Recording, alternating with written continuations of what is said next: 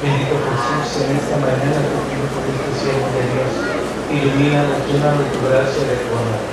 Hoy, Espíritu Santo de Dios, llena a este hombre de tu sabiduría, de tus dones, de tus carismas, para que transmita la palabra de Jesús a tu pueblo. Hoy, Espíritu Santo de Dios, llénalo de fuerza, de valentía, para que proclame la palabra de Dios. Mamá María, cúbrelo con tu bendito manto.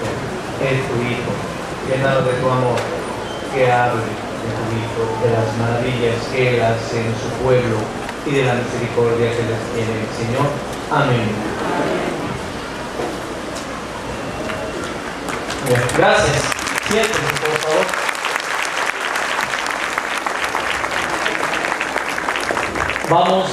Vamos a compartir este temita del día de hoy. Les voy a decir un refrán que tenemos allá en Colombia, refiriéndose a lo que nos decía hace un momento el hermano.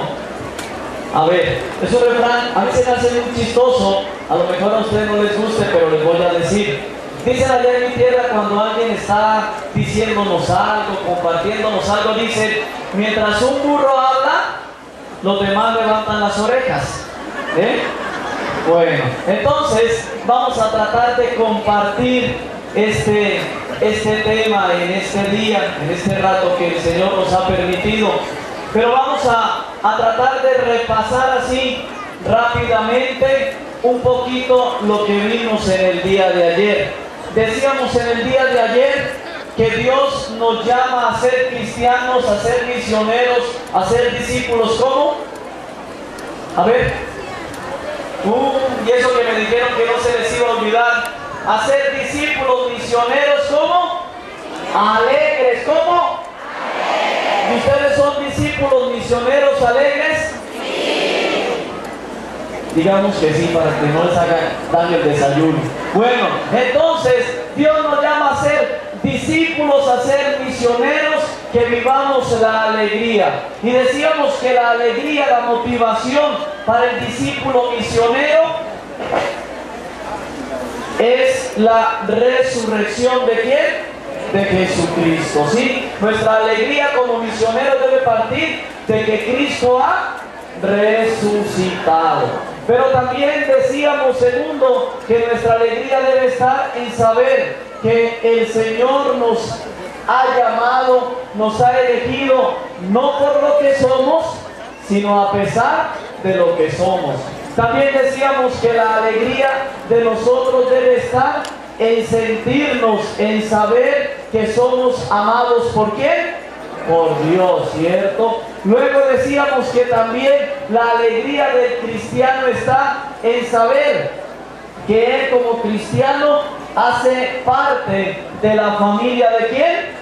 De Dios, ¿cierto? Y por último decíamos que la alegría está en que nosotros también como misioneros hemos sido llamados a ser ¿qué?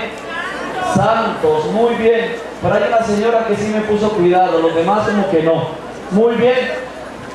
Pero hoy vamos a compartir otro temita. Y es algo muy importante. Esto yo considero que es de las cosas más importantes que debemos vivir dentro de la iglesia, que debemos vivir los que decimos o trabajamos realmente para el Señor. Vivir y formarnos y ser discípulos, pero en comunidad. Levanten la mano todos los que pertenecen a una comunidad.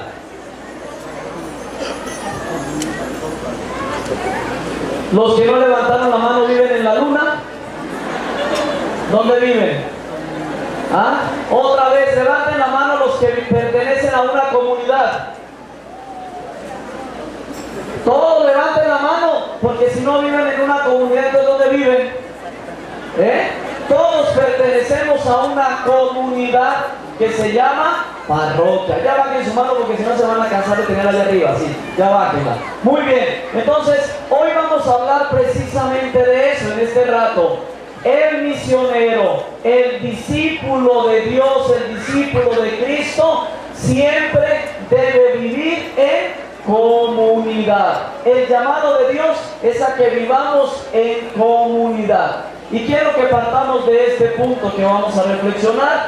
No puede haber iglesia si no hay comunión y comunidad. No puede haber iglesia si no hay comunión, comunidad. ¿Por qué? A ver, pensemos por un momento. Si la iglesia y en la iglesia cada quien hiciéramos lo que se nos diera la gana, lo que nosotros pensáramos, lo que creemos que está bien, ¿cómo sería la iglesia? ¿Ah? Un desastre, un desorden total. ¿Por qué? Porque a lo mejor la señora, mi vecina, quiere hacer de la iglesia una iglesia en donde todo el día estemos en el Santísimo, que sería lo mejor. Pero mi otra vecina quiere que la iglesia sea una iglesia en la que todo el día estemos cantando y bailando y alabando al Señor. No habrían gordos, todos seríamos flacos, ¿cierto? Otra quiere que sea una iglesia en la que no hagamos nada, en la que solo vayamos a misa los domingos y se acabe lo demás.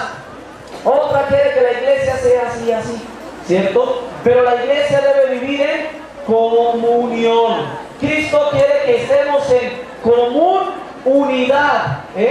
Dios quiere que vivamos en comunidad, Dios quiere que vivamos en unidad, mas no quiere Dios que seamos o que vivamos uniformes.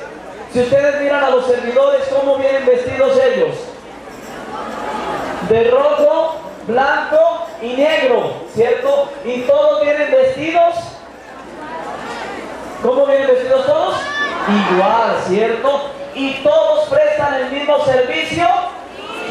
No, claro que no. Unos son edecanes, otros dicen por ahí que son colectores, otros son ministros de la Eucaristía o de liturgia, otros son de la tiendita, de la cocina, de los baños, por cierto, los dejan bien apestosos, y cada uno tiene que un servicio, ¿cierto? Aunque se visten igual, están uniformados, no hacen todos lo mismo. Pues bien, en la iglesia todos hemos sido sellados, marcados por el don del Espíritu Santo, pero no todos somos iguales ni vivimos los mismos carismas. Esto es lo que el apóstol San Pablo en la carta a los Corintios nos dice. ¿Qué nos dice el apóstol en la carta a los Corintios? Por allá en el capítulo 12 dice: el cuerpo es uno. ¿Cuántos cuerpos hay? Uno. ¿Y cuántos miembros tiene el cuerpo? Muchos, ¿cierto? Así lo vivimos en la iglesia. En la iglesia es un solo cuerpo. Y dijimos ayer que ese cuerpo, esa familia, se llama como la iglesia, a la que todos pertenecemos. Pero la iglesia tiene una cabeza. ¿Quién es la cabeza de la iglesia? Jesucristo. ¿Y quién es más importante, la cabeza o el cuerpo? La cabeza. ¿Y cuándo han visto ustedes una cabeza por ahí andando en la calle sin cuerpo? ¿Han visto una cabeza que levanta la oreja y lo saluda? Entonces es más importante el cuerpo o la cabeza. Los dos, ¿cierto? Imagínense un cuerpo sin cabeza. El único fue en la película del jinete sin cabeza, ¿cierto? De resto no más. Debe haber unidad. Nosotros los cristianos somos muchos, cada uno tiene un carisma distinto, unos para cantar, otros para orar, otros para predicar, otros para ser mitoteros. No, eso no es carisma, pero cada uno tiene un don, un carisma de parte de Dios que Dios le ha dado, pero vivimos en la unidad que nos ofrece ¿quién? El Espíritu Santo. Y cada uno de nosotros tenemos que realizar la tarea que Dios nos pide que cumplamos. Yo les digo allá a la gente en mi parroquia: si usted se muere y no cumplió su tarea como cristiano, primero, nadie la va a cumplir, y segundo, no va a recibir el premio porque no hizo nada. Entonces nosotros, hermanos, viviendo en unidad, en comunión y en comunidad, tenemos que trabajar para construir esa iglesia. No importa que el servicio, que la tarea que hagamos sea pequeña. Ay, Padre, yo en mi comunidad soy el que barro. Pues muy bien, felicidades, porque a través de ese servicio está buscando, construyendo y haciendo comunidad y está viviendo la unidad. El cuerpo, en el cuerpo, cada parte de nuestro cuerpo, ¿qué hace? Cumple una función distinta. Si ustedes se tapan los ojos y tratan de ver por un oído, ¿lo pueden hacer? No, ¿cierto? Hay algunos mitoteros que hasta ven por las orejas, pero no sé cómo le hacen. Pero normalmente los ojos son para ver, los oídos para escuchar, la boca y demás, ¿no? Pero bueno, cada uno de nuestros órganos en el cuerpo tiene una función. Así nosotros también en la iglesia estamos llamados a formar esa comunidad. Nosotros, los que trabajamos para Dios, no podemos estar divididos, ¿cierto? Hay un dicho popular por allá que dice: divide y triunfarás o vencerás, ¿cierto? Y nosotros debemos recordar cómo lo manifestamos en el credo cuando decimos: la iglesia es una, santa, católica y apostólica. Todo separadito, porque un niño en un rancho le pregunté el credo y me dijo: ¿crees la iglesia que es una santa? No, es una santa, católica y apostólica. Y en esa unidad tenemos que vivir nosotros los cristianos, nosotros los que trabajamos o los que queramos trabajar para la construcción del reino de Dios. Debemos vivir unidos en esa comunidad que el Señor quiere que nosotros vayamos haciendo. Y esto nos lo enseñó desde el principio Jesús. Jesús, ¿a cuántos eligió? A 12, ¿cierto? Y con ellos, ¿qué hizo? Una comunidad. ¿Cuántos años vivió con los discípulos? ¿Y el resto del tiempo qué hicieron? ¿Nada? ¿Solo vivió 3 años con ellos? ¿Cuántos años vivió? 30. Bueno, por eso fue lo que vivió Jesús. Con los discípulos, ¿cuántos años vivió?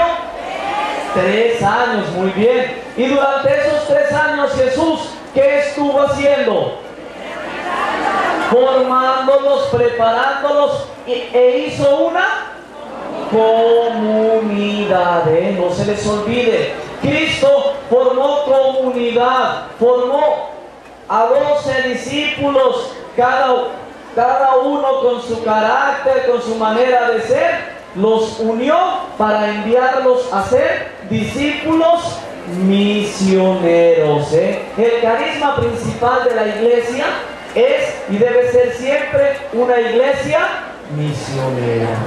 Por eso nosotros, ese trabajo de la misión, de formar la comunidad, de vivir en comunión, debe comenzar allá en nuestros hogares, en nuestras familias, unidos y teniendo siempre lo que nos dice por allá el libro de los Hechos de los Apóstoles.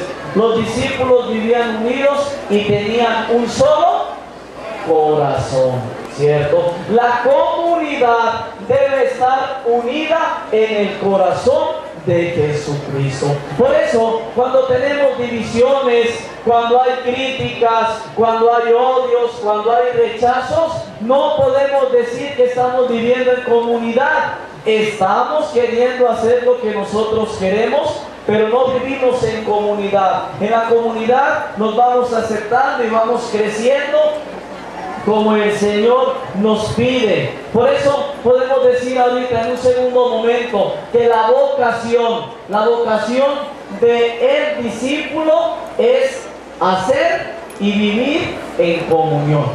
Si nosotros, hermanos, no somos motivo, causa para que la gente se acerque a Dios, tenemos que cuestionarnos qué clase de cristianos somos. Y muchas veces en esto tienen razón a veces los papás, los señores que no van a misa y que no se acercan a la iglesia. ¿Por qué? Porque va a misa la esposa y cuando llega a la casa, ¿qué pasa? Ah, viejo, no fue a misa. Flojo, huevón, como dicen ustedes. Allá yo no lo digo en Colombia porque es una palabra grosera. Flojo, el que no sé qué tantas cosas le dice al pobre marido. ¿Y qué le contesta el marido? Mija, si eso fue a misa, ¿para qué voy? ¿O no es cierto? Entonces, si nosotros no somos motivo, causa para acercar a otros a Dios, pues hermanos, estamos perdiendo el tiempo. Mucha gente en nuestras parroquias, en nuestras comunidades, a veces no se acerca a Dios por causa de nosotros. Ah, sí, fulana de tal, muy santa mientras está en misa, pero cuando sale de misa no se la aguanta ni el diablo. La encierran con el diablo y a los 2 minutos el diablo está tocando para que lo saquen. Nosotros debemos ser causa de comunidad, de comunión. Tenemos que atraer. La tarea del discípulo es hacer más discípulos. Yo trabajé por allá en un pueblo, no voy a decir cómo se llama, y cuando yo llegué a ese pueblo comencé a hacer algunos retiros así para jóvenes, para matrimonios.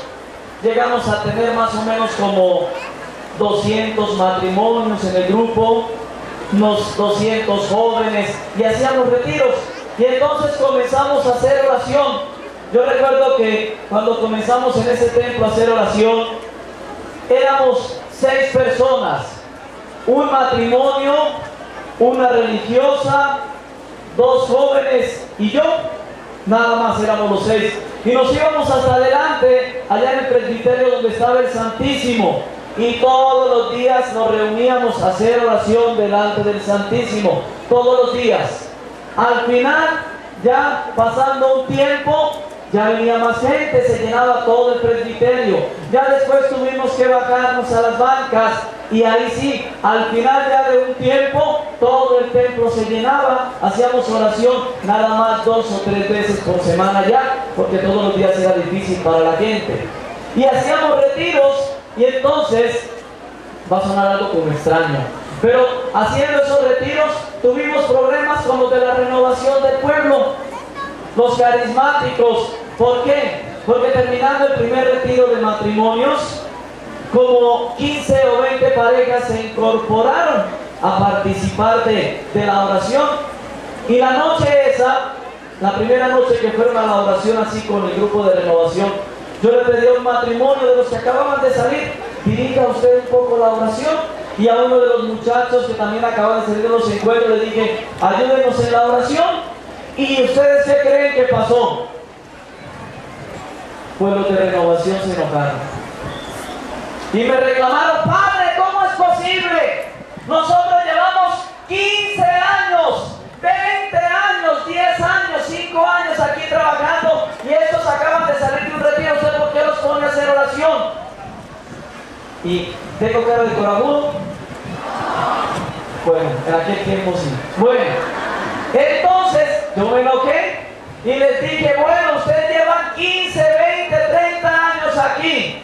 Pero a ver, díganme, ¿cuántos comenzaron? Éramos 15, padre. ¿Y cuántos hay? Los mismos 15. Entonces no ha servido para nada. Así de fácil. Si una comunidad no crece,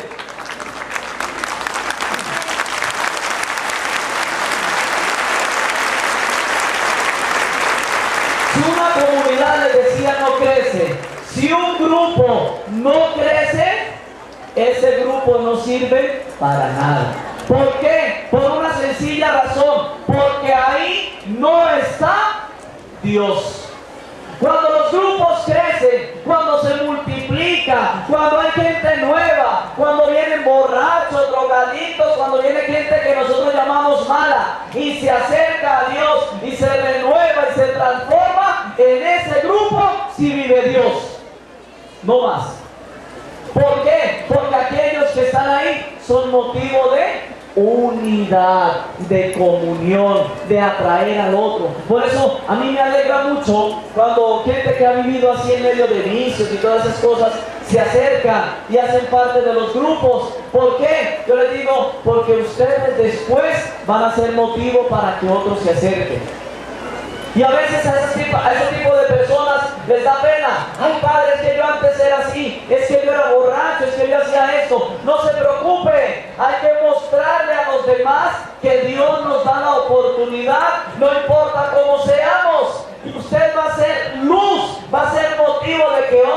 se acerquen. Esto también les digo a las parejitas cuando los caso, sobre todo a los que llevan años viviendo juntos sin casarse, les digo, ustedes hoy se convierten en luz para la comunidad. ¿Por qué? Porque a través de su testimonio le están diciendo a otros, miren, nosotros vivimos 10, 15 años y perdimos el tiempo sin Dios. Ahora nos damos cuenta de que Dios es importante y se convierten como en imanes. Y eso debe ser el cristiano. El discípulo misionero tiene la vocación y debe vivir la vocación del imán. Vamos a ponerle así. Debe ser la vocación del imán. ¿El imán qué hace? Atrae. Claro que cuando se encuentra con el de su mismo lado como que lo rechaza. Pero no, vamos a hacer del imán que atrae, ¿cierto? Del imán que acerca. Y nosotros, hermanos, discípulos, misioneros, cristianos, evangelizadores, servidores, llamémonos como nos queramos llamar, debemos ser causa para que otros se acerquen a Dios. La iglesia tiene cada día que ir creciendo. Hoy vemos, y allá en la conferencia de Aparecida señalaban eso, hoy vemos como en la iglesia como que cada día vamos siendo menos. ¿Por qué? Porque nos falta a nosotros cristianos, a nosotros que nos acercamos a Dios, dar testimonio del Señor. Nos falta a nosotros ser motivo para que otros se acerquen. A veces a uno como sacerdote, y si a ustedes ha pasado esto, no digan nada porque van a quedar mal. A veces llega la gente y habla de tal sacerdote, ay, ese padrecito es tan bueno. Y uno le pregunta, ¿por qué es bueno ese padrecito? Ay, es que a él sí le podemos llevar a los niños a bautizar, aunque no tomemos pláticas.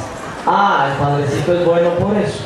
Ay, ese padrecito sí es bueno porque él me cumplió un capricho de no sé qué que yo le pedí que fuera, y ese padrecito sí es bueno. ¿Y cuáles son los padrecitos malos? Los que nos piden que tomen pláticas, ¿cierto?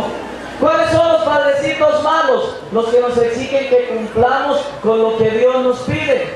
Y entonces esos padrecitos no nos agradan. Ojalá que ustedes no sean de esos, ¿eh? No digo de esos padrecitos, sino de los que hablan mal de esos padrecitos, ¿eh? Nosotros debemos aprender y reconocer que si atraemos al hermano hacia Dios, debemos enseñarle a vivir como Dios nos está pidiendo.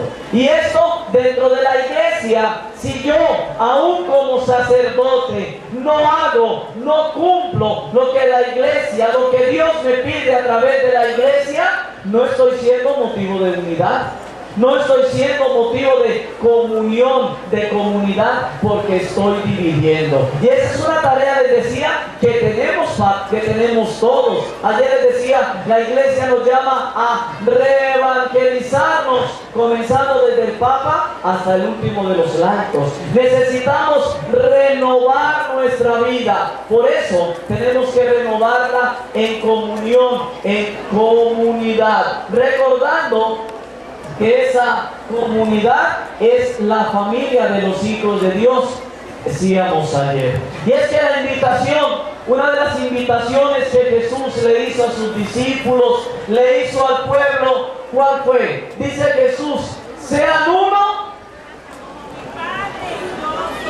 Eso, muy bien. Esta señora se nota que se ha leído la Biblia de vez en cuando. Muy bien. Bueno, que todos sean uno, como mi Padre y yo somos uno. Nosotros, hermanos, tenemos que vivir en la unidad, les decía, en la unidad de la familia de los hijos de Dios. Que todos sean uno, es lo que el Señor nos llama a vivir. Y es que, hermanos, nosotros no podemos pensar en formar una iglesia o en hacer parte de una iglesia en la que cada uno de nosotros, les decía hace un momento, quiera hacer lo que más le parece, lo que cree que está bien, sin hacer lo que el Señor nos pide. En esto pudiéramos entenderlo fácilmente en aquello que el mismo Señor Jesús nos dijo. Jesús en alguna ocasión dice, el que no está conmigo, está contra mí. Y el que conmigo no siembra, desparrama, ¿cierto? Entonces, si nosotros decimos que somos cristianos, si nosotros decimos que pertenecemos a la familia de los hijos de Dios, si nosotros decimos que amamos a Dios y amamos a nuestro prójimo, pero no hacemos ni cumplimos lo que Dios nos está pidiendo, hermanos, somos mentirosos, ¿eh? No nos engañemos. No queramos engañarnos a nosotros mismos poniendo caras, siendo hipócritas o señalando otras cosas. Mientras no cumplamos, mientras no vivamos, mientras no hagamos lo que el Señor quiere, no estamos viviendo en unidad. No estamos viviendo en comunión. Y el que conmigo no siembra, dice Jesús, desparrama. El que no está conmigo está contra mí. Punto. No hay más. No podemos ponerle adornitos. Ay, es que yo sí, pero al rato no. No, es que sí, pero por aquello no. Mejor con estos otros. No, con el Señor. Caminando siempre en la unidad. Viviendo el llamado. Ese llamado a ser uno. Como el Padre y el Hijo son uno. Formar esa unidad. Esa familia como lo está en el Señor, viviendo siempre como Dios quiere. Y es que, hermanos, nosotros somos el nuevo pueblo ¿de quién? De Dios. ¿Y cómo se llama el pueblo de Dios? ¿Qué tal la memoria, ¿Cómo se llama el pueblo de Dios? La iglesia es la misma familia. Antes era el pueblo de Israel, así se llamaba. Hoy nosotros somos el nuevo pueblo de Israel. La iglesia que Cristo ha fundado. La iglesia que vino Él a traer. Y fijémonos como el signo de la pertenencia al pueblo de Israel, ¿cuál era? A ver, ¿quién me dice? ¿Cuál era el signo de la pertenencia al pueblo de Israel? La circuncisión, muy bien. El varón a los 8 días era circuncidado, ¿cierto? Y era el signo de la pertenencia al pueblo de Dios. Y hoy, ¿cuál es el signo de la pertenencia al pueblo de Dios? El bautismo, muy bien. ¿Todos ustedes están bautizados? Sí. ¿Todos? ¿Y algunos de ustedes han bautizado? ¿Quiénes? Levanten la mano si han bautizado. Muy bien, padrecitos, bienvenidos a la celebración. Gracias, bajen sus manos. ¿Usted ha bautizado? Ah, bueno, la única, la señora. Muy bien, sí lo hizo bien. Muy bien, nosotros entonces, a través del bautismo, comenzamos a ser parte del pueblo de Dios. Yo les digo a la gente que en el bautismo, en el momento en el que el sacerdote nos pone el crisma aquí en la coronilla, en la cabeza, es el sello indeleble que Dios pone en el alma de nosotros. Y además en ese momento se nos consagra como profetas, sacerdotes y reyes. Entonces le digo a la gente, cuando me dicen, ay padre, es que hubo bautismo de las sectas, pues eso no es bautismo. ¿Por qué? Porque el bautismo es uno solo. Y después de que usted ha sido sellado por Dios, Dios no se lo va a entregar a nadie. Aquellas personas fueron a darse un baño en el río y tuvieron que ver a Dios a fuerzas porque si no se ahogaban. Entonces, el bautismo nos incorpora a la iglesia, nos hace parte de esa familia de Dios, nos lleva a formar, dijimos, la comunidad. Por eso decimos que la iglesia es la familia de los hijos de Dios, la comunidad de todos los bautizados. Pero hermanos, tal vez esto va a sonar como raro, pero es una realidad. No es suficiente con decir que somos bautizados y por el bautismo somos hijos de Dios, sino que además tenemos que vivir esa realidad de hijos de Dios.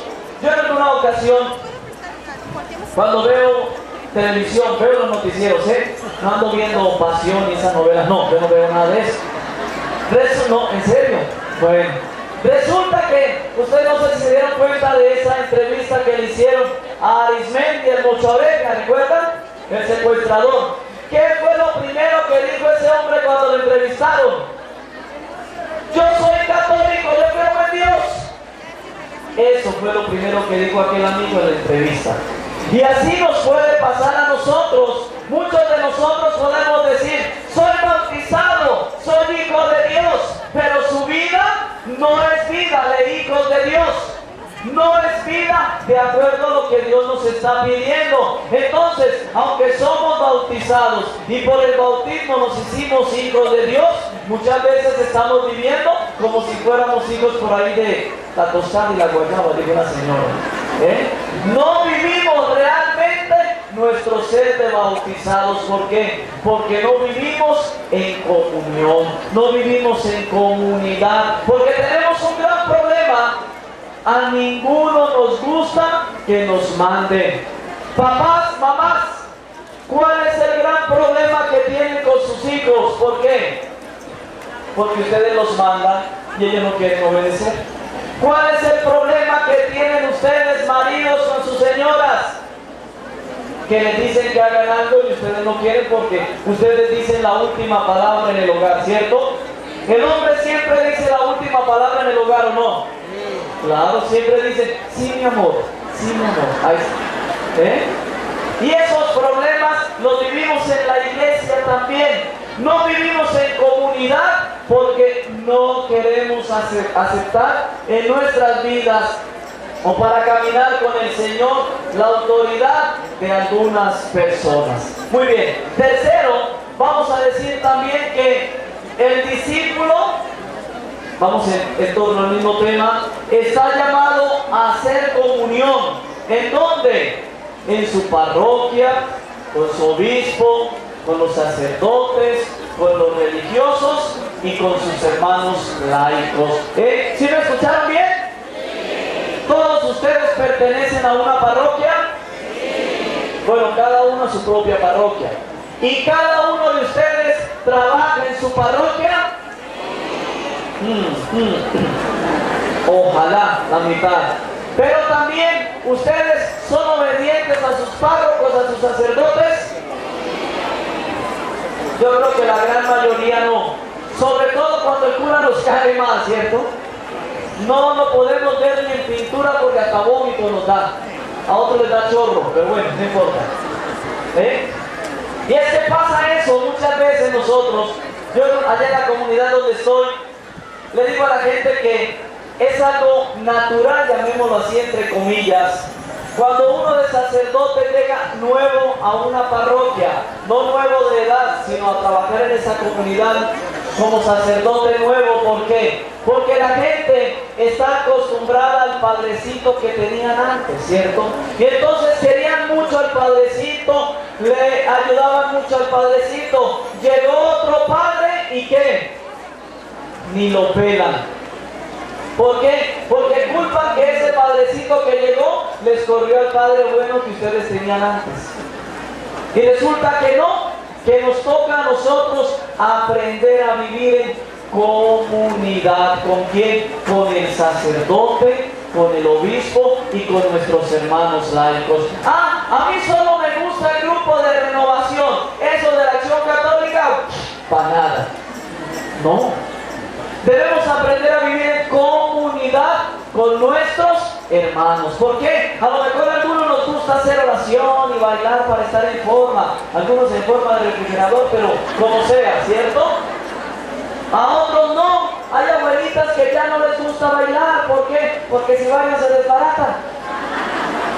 Hay otros que no pueden. Entonces, cada uno en el carisma, en el don, pero formando la unidad en nuestra parroquia. Hay muchas parroquias, si nosotros vamos a ver, en que los grupos no se hablan. ¿O no es cierto? ¿Sí? A lo mejor en sus parroquias pasa eso. Nosotros somos los de renovación, nosotros somos los de la adoración nocturna, nosotros los de... A ver, otro grupo. El grupo de matrimonio, nosotros somos del grupo de los no sé qué, nosotros somos el grupo de los no sé cuándo, y a veces nos pasa como con las sectas protestantes. ¿Cuántas sectas protestantes hay ahorita en el mundo? No, hay 72,000 sectas distintas. ¿Por qué? Porque este amigo pertenecía al grupo, a la secta de los hermanitos de las botas. Y este se fue, no, ahora soy la secta de los adoradores y seguidores de Cristo del Guarache. Y así, cada uno va haciendo su secta, cada uno va haciendo su grupo y no hay unidad, no hay unidad. Por eso nosotros como cristianos católicos siempre debemos buscar la unidad dentro de la vida de la iglesia. Si no comparto el carisma del hermano que está en esta o en este otro grupo, no se preocupe, respételo, admírelo. ¿Por qué? Porque a lo mejor el carisma que tiene él, usted no lo puede vivir. Y de igual manera, ¿para qué? Para poder vivir en unidad. Y esto lo vivimos sencillamente. Vamos a tomar como ejemplo la vida de la familia. A ver, los que están casados y tienen hijos, en sus familias, cada quien hace lo que se les da la gana. Bueno, en algunas sí, pero vamos en una familia, como dicen por ahí los peluches, en una familia normal. A ver, en una familia normal, ¿cada quien hace lo que se le da la gana?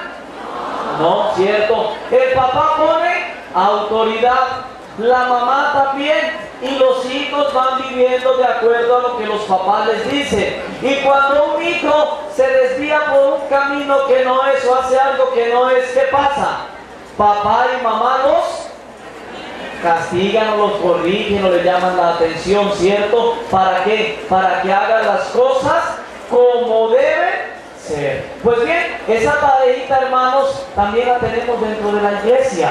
Somos una familia y en la iglesia existe una cabeza, el papa, los obispos, luego los sacerdotes, todo esto que nos van guiando, que nos van orientando, y siempre debemos nosotros aprender a ser obedientes. Yo le digo a la gente allá en mi rancho, donde estoy trabajando, les digo, miren, pídanle a Dios para que les dé buenos sacerdotes, para que Dios dé sacerdotes santos. Eso se lo pedimos todas las veces en la hora santa al Señor.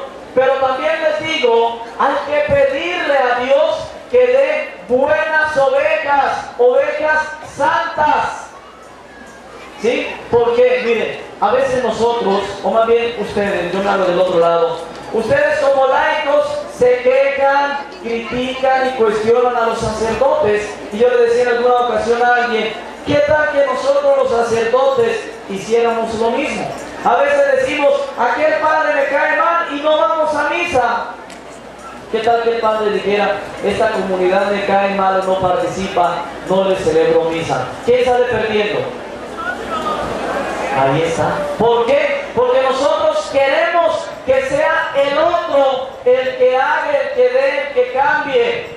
Y de nuestra parte no vamos poniendo nada. Y eso lo vamos viviendo, les decía, igual dentro de las familias. A veces los papás quieren que sus hijos hagan las cosas, pero papá y mamá no hacen nada. Lo mejor es el ejemplo, el testimonio, el ejemplo de vida es lo que va haciendo que otros hagan. Esto mismo, hermanos, nosotros tenemos que hacerlo en la iglesia. Vivir, les decía, en unidad y siguiendo la autoridad del Papa, de los obispos que Dios ha elegido. Aunque se equivoquen, aunque falle, porque humanos somos todos, pero sin embargo recordar que Dios y la iglesia es de Dios.